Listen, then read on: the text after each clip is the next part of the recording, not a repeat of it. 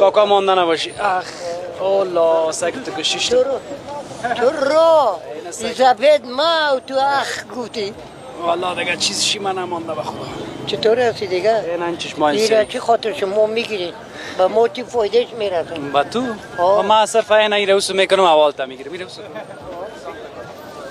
عبدالغفار کاکا غفارم خوب است اید کده نه بابا پیسه درک نباشه چی اید کده اینجا دست سایه سیستم خراب کار بار نیست همه قد چیز هم به اید نکدی نه بابا تو بالی یک کالا را خیره میوه خوش که درک نشد در خانه چی کده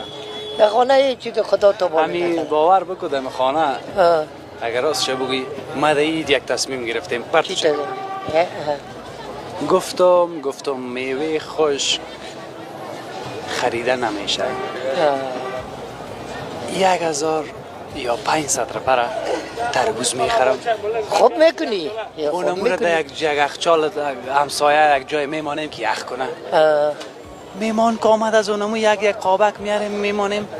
خلاص دیگه چی کنیم میوه خوش که ما تو از کجا کنیم 6-7 نه هزار بابا میوه خوش اما تربوز خریده نمیتونیم ما در 10 ماه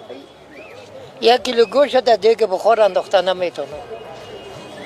ما چطور نخواد باشه والا 10 ماه والا با خدا که ریزای ما دیده باشه این دیری چی تو سپی خود نه خوش میکنم یعنی میگم شاید یاد نمانده باشه در 10 ماه خود یک دفعه عید میاره عید قربان میاد در رمضان یعنی هیچ گوشت نه من یادت نمانده نه ما یه چیز تایی در 10 ماه خود این طرف تایی که تو قربان نکو فهمیدی یا نه ما که در وقت شو تا بال چی شده یاد ما نمیره تو کول را میگی